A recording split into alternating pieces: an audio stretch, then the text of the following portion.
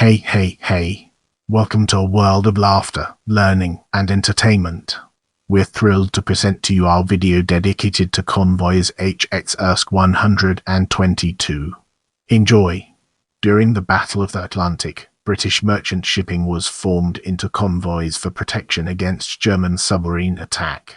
In March 1943, Convoys HX 229 and SC 122 were the focus of the largest convoy battle of the war. Kriegsmarine tactics against convoys employed multiple submarine warfare tactics in nearly simultaneous surface attacks at night. Patrolling aircraft restricted the ability of submarines to converge on convoys during daylight. The North Atlantic winters offered the longest periods of darkness to conceal surfaced submarine operations. The winter saw the largest number of submarines deployed to the mid-Atlantic before comprehensive anti-submarine aircraft patrols could be extended into that area. During March, there was a series of fierce convoy battles which became, for the Allies, the crisis point of the whole campaign. 100 merchant ships in trade convoys HX 229 and SC 122 encountered 3 Wolfpacks of 38 submarines in a single sprawling action, which German radio reported as the greatest convoy battle of all time. Die größte Schlacht aller Zeiten.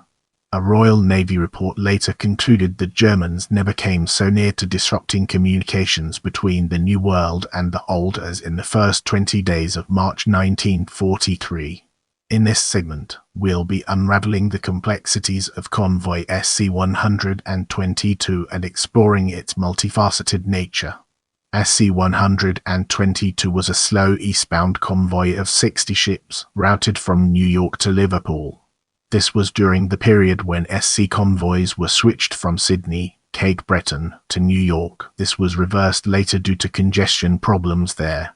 It sailed on 5 March 1943, protected at first by 1 destroyer and 5 corvettes of the Western Local Escort Force. On 6 March, off Cape Cod, 2 ships put back to New York due to heavy weather, and on 8 March, another 6 abandoned the crossing and put into Halifax. The convoy pressed on, changing escorts on 13 March off Cape Race. The Western Local Group left. After the Mid-Ocean Escort Force Escort Group joined from St. John's. Escort Group consisted of 8 warships, led by Commander R.C. Boyle in the destroyer, the S, and a trawler as rescue vessel. As we enter this new phase, let's navigate the complexities of Convoy HX 229 and discover its practical applications. HX 229 was also eastbound and sailed from New York on 8 March, with 40 ships and the local escort. A further 34 ships which should have been included were delayed due to congestion at New York. They sailed the following day as HX Ear. The first few days of the convoy were uneventful. HX 229 met its mid-ocean escort force on 14 March and the local escort departed. The ocean escort was escort group from St. John's, the 4 destroyers and a corvette. It was led on this occasion by Lieutenant Commander Gordon John Luther, as its regular leader was in dock for repairs. Luther, although an ASW specialist, had recently joined the group and this was only his second crossing.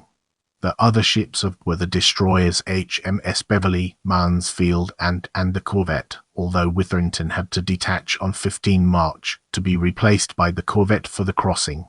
HX Ear sailed on 9 March, meeting its ocean escort, 40 escort group, on 15 March.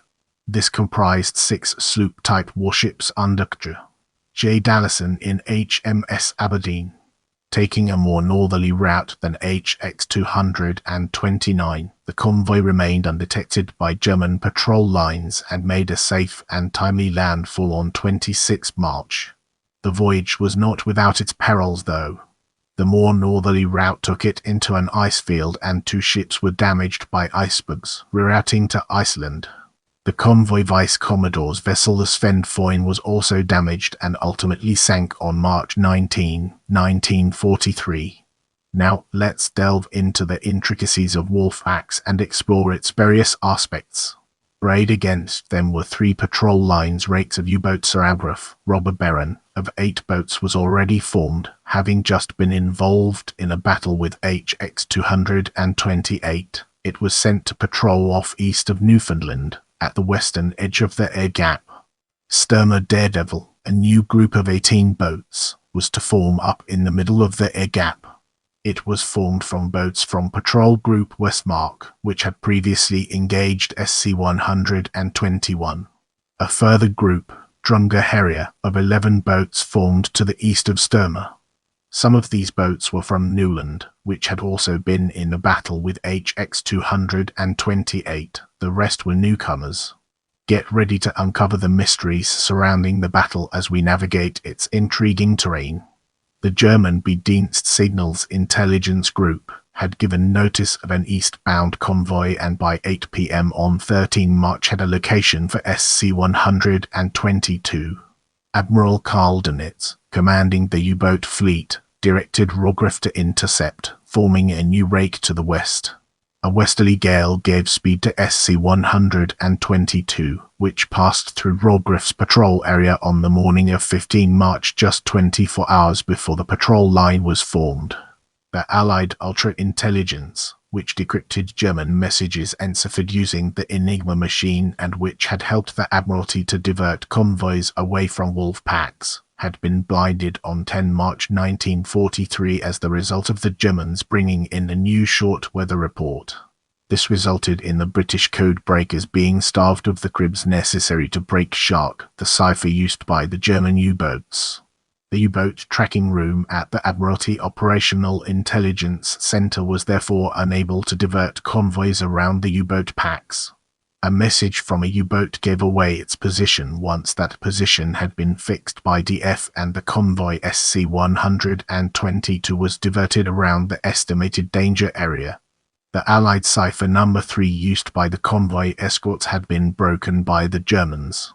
This allowed them to position wolf packs in the way of HX 229, which was following a similar course.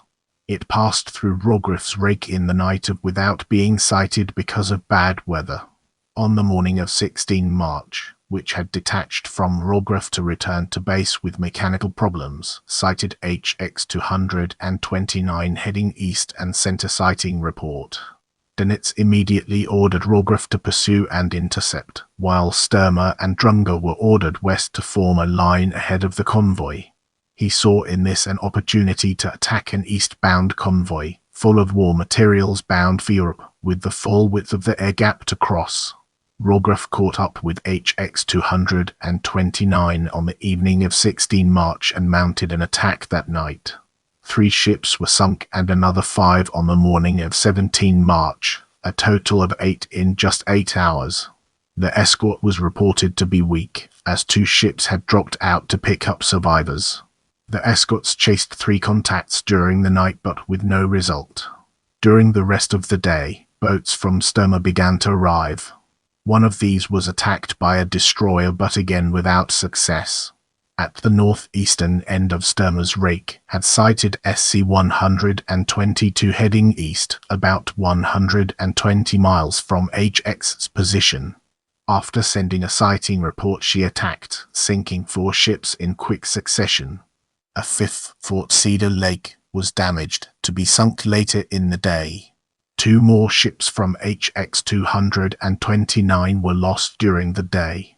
2 boats from Sturmer were able to penetrate the defences about midday on 17 March, but the escorts were able to fend off any further attacks, assisted by brief visits from very long-range VR aircraft flying at extreme range. SC-122 was also able to resist further attacks until evening. During the night of the attack on both convoys, now just 70 miles apart, continued. U-338 sank the freighter Granville of SC-122 in the evening, surviving a fierce counter-attack by escorts, and after midnight sank 2 more ships, Port Auckland and Zouave.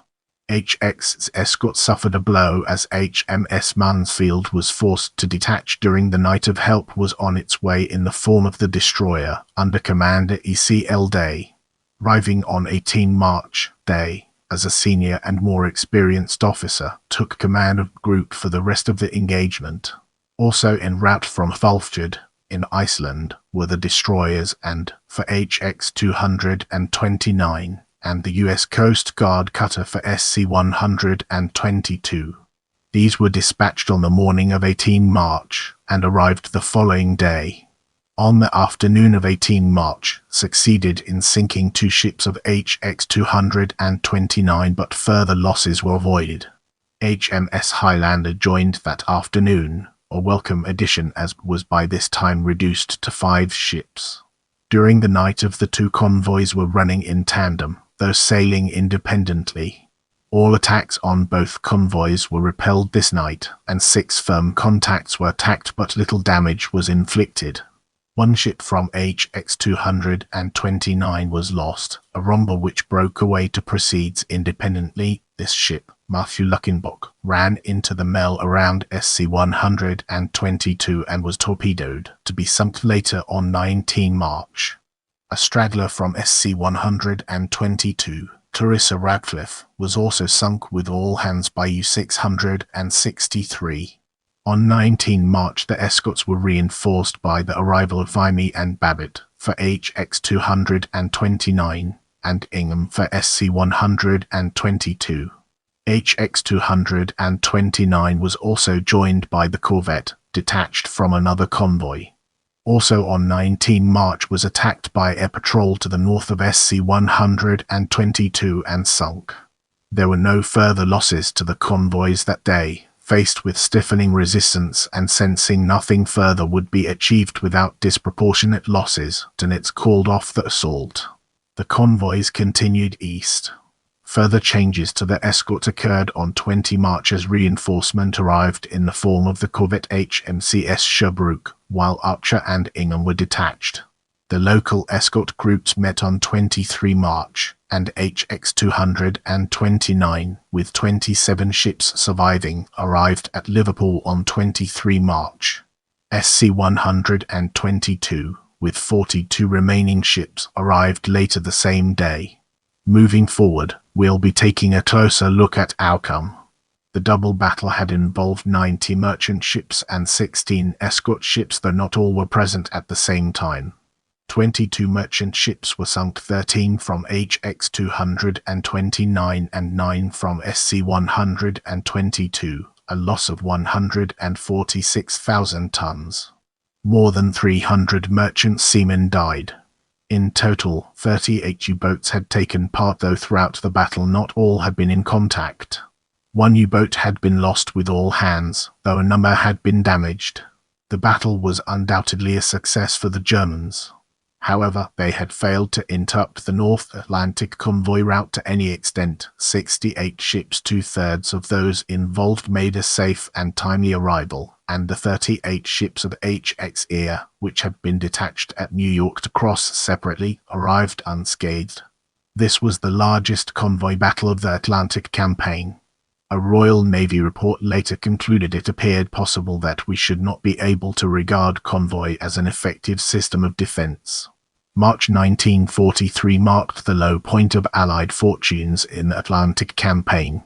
The month saw 4 homebound convoys attacked, and a total of 39 ships sunk, yet of those 4 convoys over 200 arrived safely, while 4 other eastbound convoys were unharmed. None of the 8 westbound convoys in March were attacked. Also during March 9 U-boats were destroyed in the Atlantic, and more were damaged, leading to hiatus in U-boat operations during April.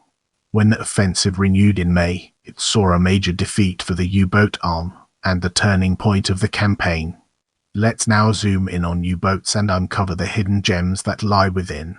Date number type U-boat group casualties sunk by 19 March 1943 UGSU 384 VIIC Stemmer 49. U-boats destroyed. U-boats damaged. I love hearing from you, so leave your thoughts and suggestions in the comments.